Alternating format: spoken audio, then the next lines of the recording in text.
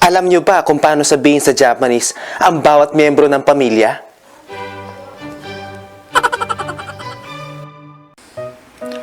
Ototo, nakababatang kapatid na lalaki. Little brother. Ang haba ng Tagalog ah. Pero alam ko kung ano nasa isip nyo. Uto-uto, ba't ba ganyan kayo mga Pilipino? Okasan, nanay, mom.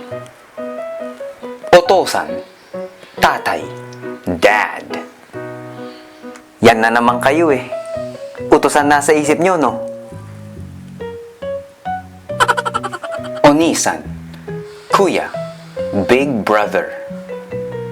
Oji-san, lolo, grandpa. Disclaimer, di po namin kamag-anak itong si lolo ah.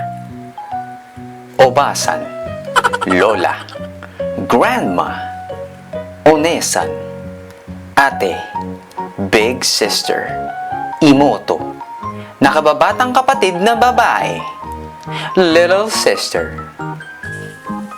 At dyan nagtatapos ang video na ito. What? Sana naman ay may natutunan kayo kahit konti. No? Matane.